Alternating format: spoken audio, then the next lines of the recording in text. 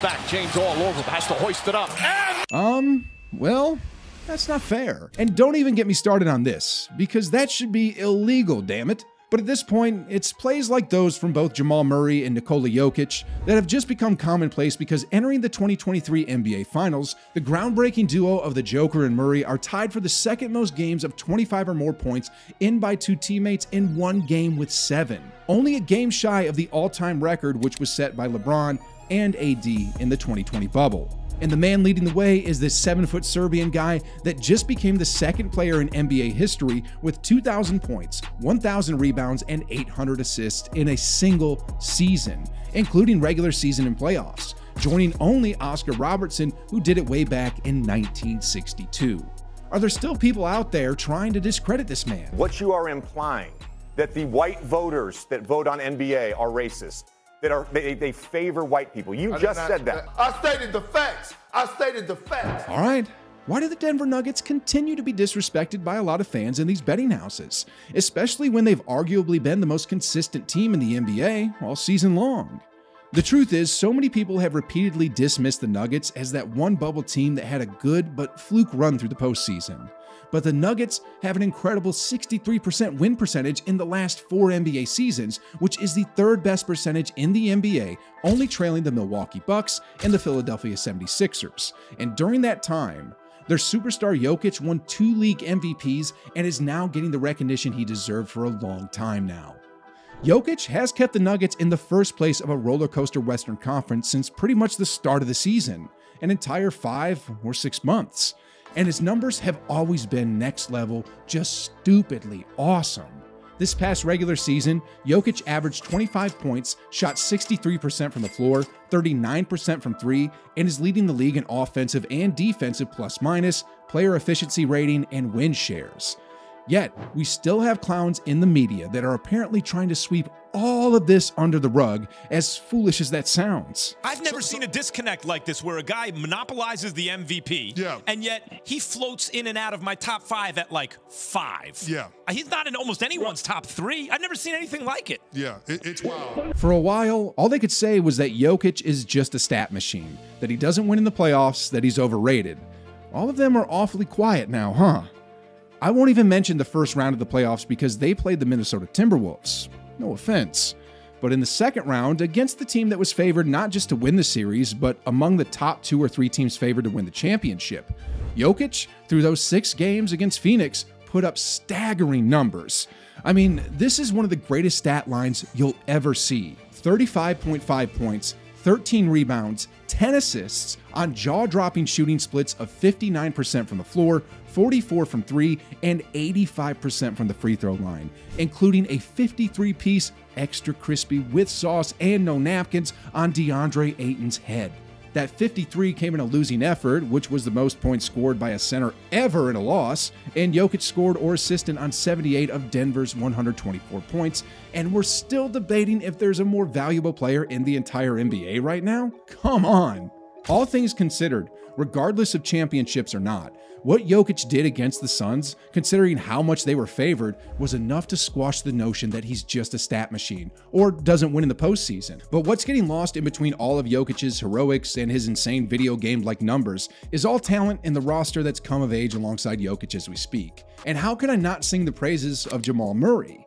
The man who scored 23 of Denver's 32 fourth quarter points against the Lakers in Game 2 and is proving once and for all that what he did in the bubble wasn't some coincidence. What stood out perhaps more than anything was after Game 3 when the Nuggets took a 3-0 lead in LA, Nuggets head coach Mike Malone told the story about Murray in the post-game press conference and said that Murray had tears in his eyes when he tore his ACL in 2021 and seriously doubted if he'd ever be the same player again. Malone said that Murray had even doubted if he'd ever play again in a Nuggets uniform and thought that he was, quote, damaged goods. And voila, here we are now. Jamal Murray, 2 years removed from tearing his ACL, just put together the greatest 3 quarters of offensive basketball in the last 25 playoffs. From the moment the fourth quarter began in Game 2 in Denver to the moment the first half ended in Game 3 in LA, Murray scored a mind-boggling 53 points with 8 three-pointers, giving the Lakers all types of problems trying to defend him. And after Game 3, Murray just became the 4th player in the last 25 years to have multiple 30-plus point halves in the NBA playoffs. And he talked his too, showing that he's fully regained his confidence, and man, do you love hearing something like this after his lengthy comeback. I don't think I get enough respect as I should. I'm better than a lot of players in the league. Murray's heard all that talk about him, including the notion that he performed well only in the bubble. Murray hasn't allowed that talk about him being good in only the 2020 bubble impact his game.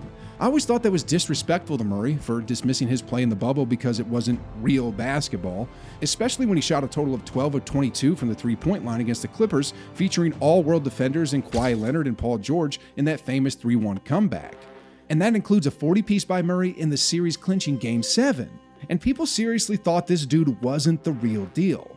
In fact, he's embraced all the talk, saying he wants to be better than the bubble, and has only shown truly just how elite of an offensive talent he is.